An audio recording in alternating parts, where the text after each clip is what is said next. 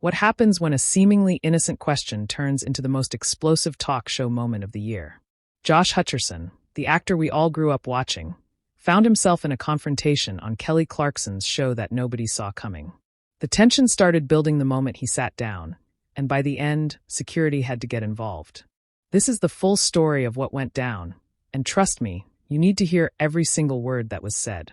But before we get into it, make sure you hit that subscribe button and drop a comment below telling me whose side you're on after hearing this whole thing. So Kelly starts off the interview the way she always does, bright and warm, welcoming Josh to the show with that signature smile of hers. The audience is clapping. Everything seems normal. Josh sits down, adjusts his jacket, gives a wave to the crowd. Kelly leans forward with her cards and says, "So, Josh, it's been a minute since we've seen you do a major press tour. What have you been up to?" Pretty standard opening question, right? But Josh's face changes.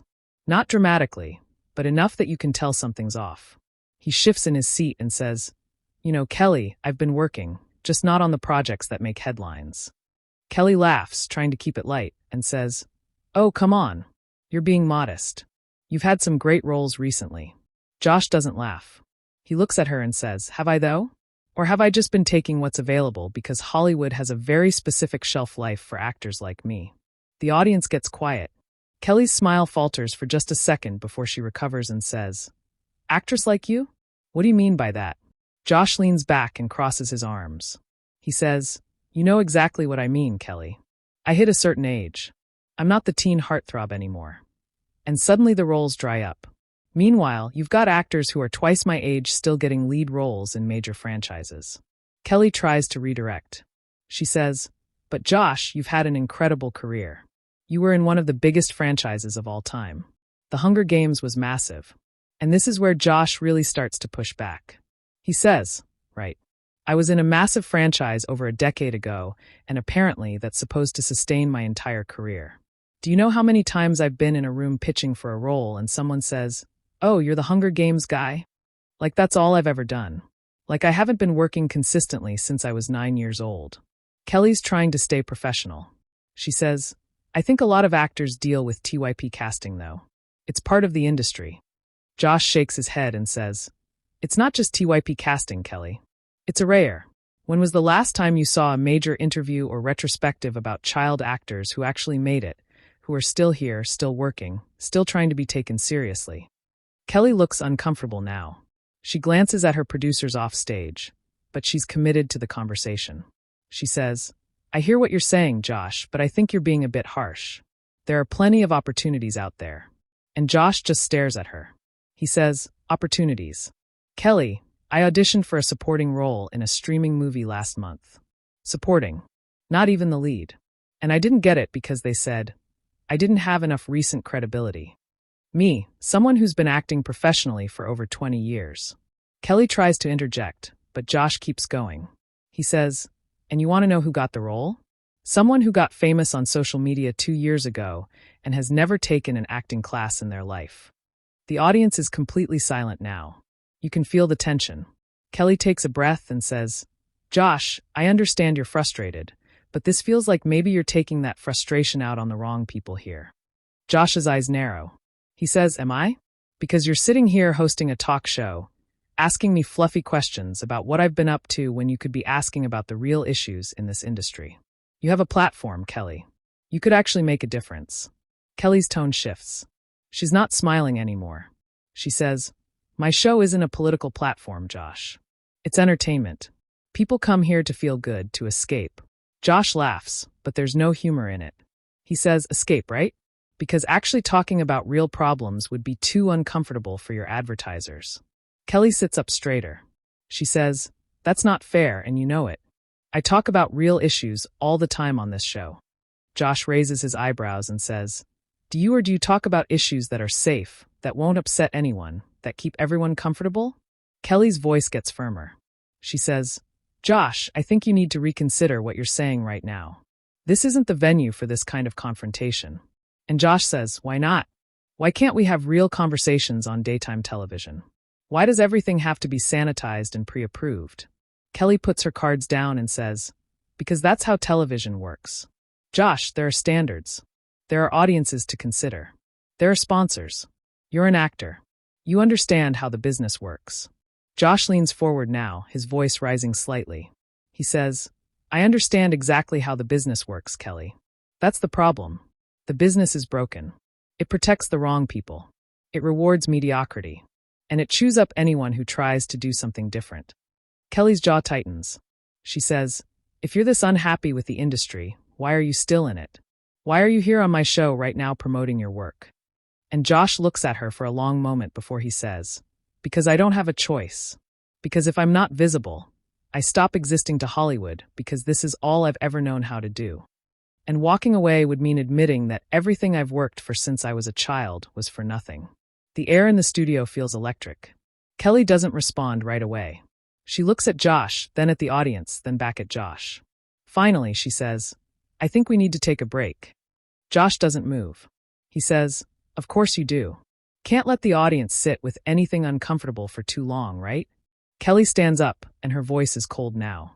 She says, Josh, I'm trying to be respectful here, but you're out of line. Josh stands up he says, I'm out of line for telling the truth, for saying what everyone in this industry thinks, but is too scared to say out loud.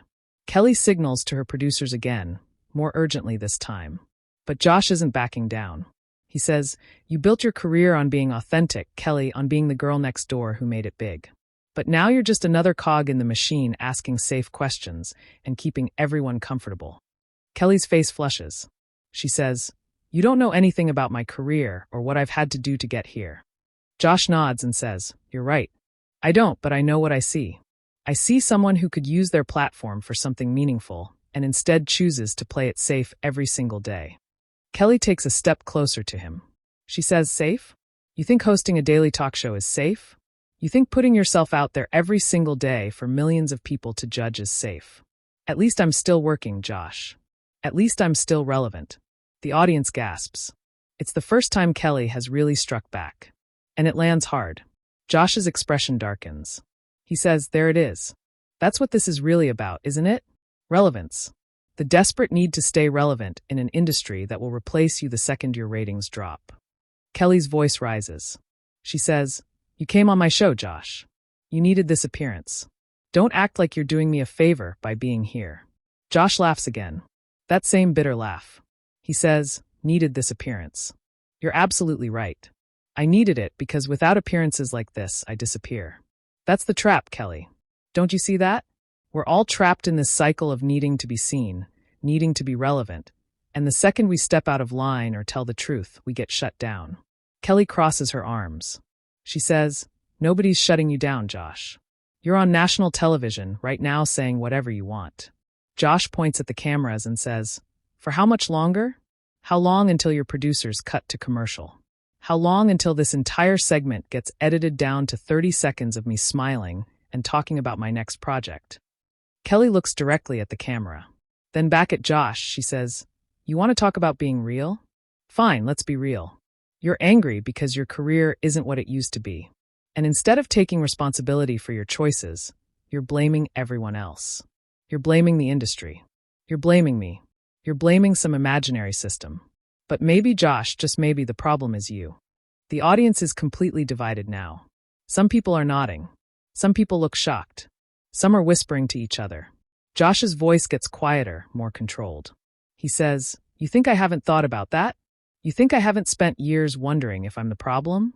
If I didn't work hard enough, if I didn't network enough, if I didn't say yes to the right projects. But here's what I figured out, Kelly. The game is rigged. It doesn't matter how hard you work or how talented you are. If you're not what they're looking for in that exact moment, you're expendable. Kelly shakes her head.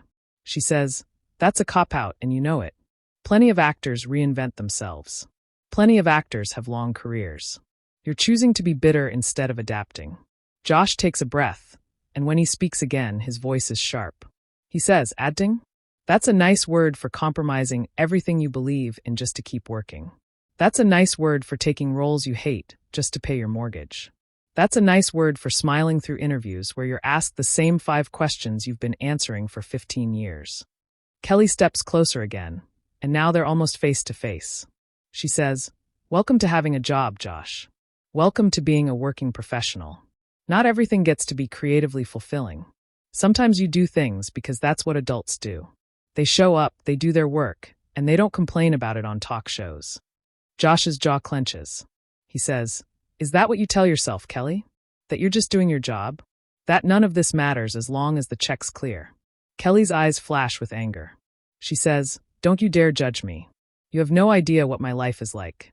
What I deal with every single day. At least I'm not standing here making excuses for why things didn't work out the way I wanted them to." Josh says, "I'm not making excuses. I'm telling you the truth about an industry that eats people alive and spits them out when they're no longer useful. And the fact that you can't see that, the fact that you're defending this system, tells me everything I need to know about where you stand." Kelly's voice is ice cold now. She says, "Where I stand with people who work hard and don't blame others for their problems. I stand with people who show gratitude for the opportunities they've had instead of complaining about the ones they didn't get. I stand with professionals who understand that sometimes you have to play the game to stay in the game." Josh shakes his head slowly, he says. "And that right there is why nothing ever changes. Because people like you, people with actual power and influence, choose to play the game instead of changing it. You could say something, Kelly. You could use your show to actually highlight these issues. But you won't because it's easier to keep your head down and collect your paycheck." Kelly's hands are shaking now. You can see it. She says, "Get off my stage." The audience erupts in noise. Some people gasping, some people clapping. Complete chaos. Josh doesn't move. He says, "Excuse me." Kelly's voice is loud and clear. She says, "I said get off my stage. This interview is over." Josh spreads his hands and says, "Classic. Can't handle the truth, so you shut down the conversation." Kelly turns to her producers and says, "We're going to commercial now." But Josh keeps talking. He says, "This is exactly what I'm talking about." The second someone says something real, something uncomfortable, they get silenced. Kelly whips back around to face him. She says, "You're not being silenced, Josh. You're being asked to leave because you came on my show and attacked me personally." Josh's voice rises to match hers. He says, "I attacked the industry, Kelly. You just took it personally because you're part of the problem." Kelly points toward the exit. She says, "Security, please escort Mr. Hutcherson out of the building." Josh looks at the audience, spreading his arms wide. He says, "Everyone see this. This is what happens when you tell the truth in Hollywood. They kick you out. They silence you. They make sure you never work again." Kelly is furious now. She says, "Oh, please spare me the martyr act. You came here looking for attention, and you got it. Congratulations. Now leave." Two security guards appear from the wings, moving toward Josh. He looks at them, then back at Kelly. He says, "I don't need your security, Kelly. I'll walk out myself. But just know that this right here, this is why people don't trust Hollywood anymore, because it's all fake. All of it. The interviews, the friendships, the support, it's all performance."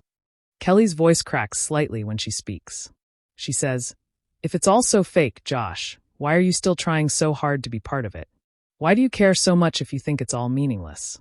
Josh stops walking toward the exit. He turns back one more time and says, "Because I used to believe in it, Kelly. I used to think it meant something. And letting go of that belief is harder than you could possibly understand." Kelly's expression shifts slightly at that last comment. For just a moment, the anger seems to drain from her face, and something else takes its place. She says quietly, "You think you're the only one who's disillusioned, Josh? You think you're the only one who's had to compromise?" Josh stops moving. The security guards pause, looking uncertain about whether to continue. Kelly continues, her voice still low, but carrying across the silent studio. She says, "I've been doing this for over 20 years. I've smiled through interviews where people asked me about my weight. I've performed when I was grieving. I've said yes to projects I hated because my team told me it was good for my brand. Don't stand there and act like you invented disappointment." Josh turns fully back toward her now. He says, "Then why are you defending it? If you know how bad it is, why are you attacking me for calling it out?" Kelly's voice gets stronger again, she says. "Because there's a difference between acknowledging problems and burning everything down out of spite. There's a difference between working to make things better and coming on someone's show to score points by tearing them down." Josh shakes his head. He says, "I'm not trying to tear you down, Kelly. I'm trying to wake you up. Wake everyone up. This system doesn't work for most people. It only works for the ones at the very top. And even then, it's conditional. One bad quarter, one failed project, one scandal, and you're done. Kelly walks closer to him again, the security guard still standing nearby, but not intervening. She says, "So, what's your solution, Josh? What would you have us do? Should we all just quit? Should we burn down Hollywood and start over?" Josh runs his hand through his hair, frustration evident on his face. He says, "I don't have all the answers, Kelly. I just know that pretending everything is fine isn't working. We need to be honest about what this industry does to people. The mental health issues, the substance abuse, the way it treats people as commodities. We need to talk about it openly instead of maintaining this facade that everything is glamorous and perfect." Kelly's shoulders drop slightly. She says, "I talk about mental health on my show all the time, Josh. I've had those conversations." Josh nods and says, "You do, but always from a safe distance. Always with a recovery story, the triumph over adversity angle. Never the raw, ugly middle part where someone's drowning and can't see a way out." Kelly's eyes narrow again. She says, "Because that's not entertainment, Josh. And whether you like it or not, this is an entertainment show. People don't tune in to be depressed. They tune in to feel something positive." Josh's voice rises again, he says. "And that's exactly the problem. We've sanitized everything so much that real emotion, real struggle, real honesty is considered too depressing for daytime television. The audience is watching this like a tennis match, heads turning back and forth between them." Kelly crosses her arms again. She says, "You know what I think, Josh? I think you're scared. I think you're terrified that you're going to be forgotten. And instead of dealing with that fear in a healthy way, you're lashing out at everyone around you." Josh's face wreens. He says, "Of course I'm scared, Kelly. Every actor is scared. We're all scared that one day we'll wake up and nobody will care anymore. But at least I'm admitting it. At least I'm being honest about it instead of pretending that everything is wonderful all the time." Kelly takes a deep breath. When she speaks again, her voice is measured but firm. She says, "Honesty without kindness is just cruelty, Josh. You can be truthful without being destructive.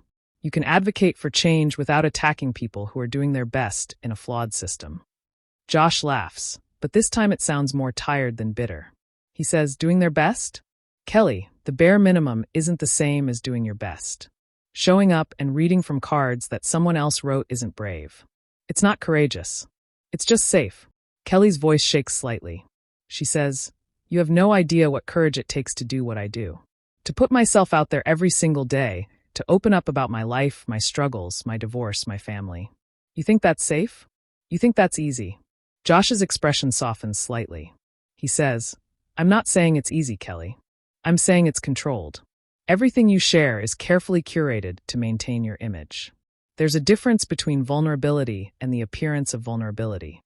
Kelly's eyes fill with tears, though she's clearly fighting them back. She says, "How dare you tell me what I'm feeling isn't real? How dare you minimize my experiences because they don't fit your narrative of how broken everything is?" Josh takes a step toward her, his voice gentler now. He says, "I'm not minimizing your experiences. I'm asking you to recognize that the version you present to the world is a performance. We're all performing, Kelly. That's my point. We've all been trained to perform, even our pain, in a way that's palatable to audiences." Kelly wipes at her eyes quickly. She says, "Maybe that's true, Josh. But at least I'm still here performing. At least I didn't give up. At least I didn't come on a talk show to have a public breakdown disguised as social commentary." Josh flinches at that. He says quietly, "Is that what you think this is? A breakdown?" Kelly meets his eyes directly. She says, "I think you're hurting and you're trying to make everyone else hurt with you. I think you're looking for someone to blame because blaming yourself is too painful. And I think you came here today hoping for a viral moment that would get people talking about you again.